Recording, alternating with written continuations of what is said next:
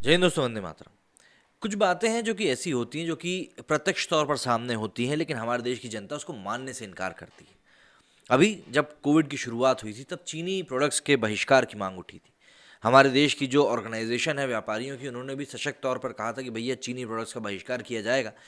लेकिन उसके बाद भी Xiaomi और ओप्पो वगैरह, वीवो, इन सभी के मोबाइल्स हमारे देश में बिक रहे हैं। कई लोगों ने इसको पीछे तर्क ये दिए कि भाई ये जो मोबाइल्स हैं ये हमारे देश में ही निर्मित हो रहा है, इनकी फैक्ट्रीज जो है हमारे देश में ही हैं, तो ये ऐसा नहीं है कि चाइना से आ रहे हैं। हालांकि चाइनीज़ कंपनी के ही ये मोबाइल हैं, और जो पैसा, जो प्रॉफिट ये कंपनीज बना रही हैं, ये पैसा पूरा चाइना ही जा रहा है, ऑब्वियस सी बात है। लेकिन अब क्योंकि हम लोग कंफर्टेबल हो चुके हैं इन चीज़ों के साथ, इसीलिए हम लोग रेजिस्ट करते हैं दूसरी चीज़ों की तरफ जाने को लेकर। और फिर एक बात ये भी है कि चाइनीज़ प्रोडक्ट के कंपैरिजन में अगर हम दूसरे प्रोडक्ट्स देखें तो वो प्रोडक्ट्स काफ़ी महंगे पड़ते हैं।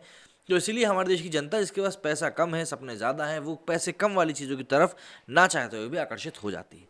अभी कुछ समय पहले इन्हीं कंपनीज के ऊपर आयकर विभाग ने छापे मारे, और जो धांधली निकल कर सामने आई है वो कहानी भी आपको जाननी चाहिए अगर आप इन्हीं कंपनीज के मोबाइल फ़ोन यूज़ कर रहे हैं तो। आयकर विभाग ने 8 दिन पहले देश भर में चीनी मोबाइल कंपनियां Xiaomi, OnePlus और ओप्पो के ठिकानों पर, इनसे जुड़ी संस्थाओं पर छापा मारा। जिसके बाद अब खबर यह आई है कि इन कंपनियों पर कानून उल्लंघन करने पर 1,000 करोड़ का जुर्माना लगाया जा सकता है। आयकर विभाग पूरे भारत में एक हफ्ते की जांच के बाद ये जानकारी दी है। बता दें कि इस दिसंबर को और दिल्ली और 11 राज्य जैसे कर्नाटक, तमिलनाडु, असम, पश्चिम बंगाल, आंध्र प्रदेश, मध्य प्रदेश, गुजरात, महाराष्ट्र, बिहार, राजस्थान में छापेमारी करी गई थी। इनकम टैक्स विभाग के मुताबिक सर्च एक्शन से पता चला है कि दो प्रमुख कंपनियों ने विदेशों में स्थित अपने समूह की ही कंपनियों को रॉयल्टी के रूप में 5500 करोड़ रुपए से ज़्यादा की रकम भेजी है।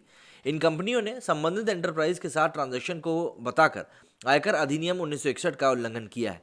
इसलिए अब इन पर 1,000 करोड़ रुपए से ज़्यादा का जुर्माना लग सकता है। चीनी मोबाइल कंपनियों के डिस्ट्रीब्यूशन पार्टनर्स, कॉरपोरेट दफ्तर, गोदामों और मैन्युफैक्चरर्स के ठिकानों पर हफ्ते भर से रेड चल रही थी। वहीं इसी साल अगस्त में चीनी टेलीकॉम इक्विपमेंट बनाने वाली कंपनी ZTE के ठिकानों पर भी रेड मारी गई थी। इस दौरान इनकम टैक्स विभाग को कर चोरी का पता भी चला था। इसके अलावा mobile phone business, loan application और ट्रांसपोर्ट बिजनेस से जुड़ी चीनी फर्म पर भी हाल ही में छापा मारा गया था। छापे की कार्रवाई केंद्रीय जांच एजेंसी ने की थी। अब यहाँ पर देखिए, स्पष्ट तौर पर कई सारी बातें हैं जो कि सामने आ चुकी हैं। आपने पैसा गलत तरीके से बाहर भेजा, आयकर के अधिनियम 1961 की आपने उल्लंघन किया, आपके ऊपर जुर्माना करीब करीब 1,000 करोड़ रुपए से भी ज़्यादा का लगाया जा सकता है।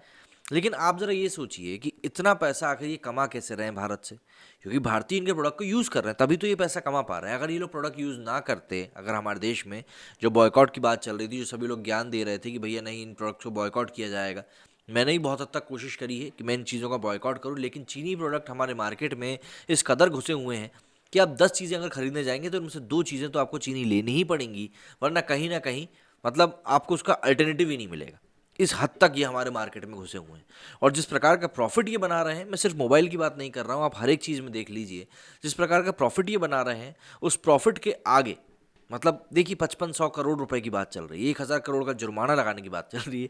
मतलब इतने में तो शहरों के शहरों की वारे न्यारे हो जाएं। पर देखिए जो भी कुछ चीज़ें हैं, लेकिन इन चीज़ों को हम ख़त्म कैसे कर सकते हैं, इनकी तरफ भी थोड़ा देखने की ज़रूरत है। क्योंकि देखिए अगर आप डिपेंडेंसी इनके ऊपर ख़त्म नहीं करेंगे तो ये चीज़ कभी भी ख़त्म नहीं होने वाली। और जो एक बैलेंस चलता है इम्पोर्ट एक्सपोर्ट का, कि हम चाइना से इम्पोर्ट कितना कर रहे हैं और एक्सपोर्ट कितना कर रहे हैं, वो गैप भी काफ़ी ज़्यादा है।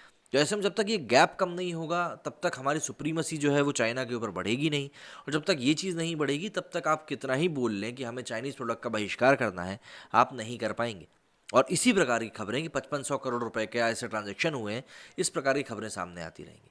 अब ठीक है ना, 5500 करोड़ का ट्रांजैक्शन किया, अगर उनके ऊपर 1,000 करोड़ का जुर्माना लग भी जाता है तो बचे हुए 4500 करोड़ रुपए तो उनके लीगल हो गए ना।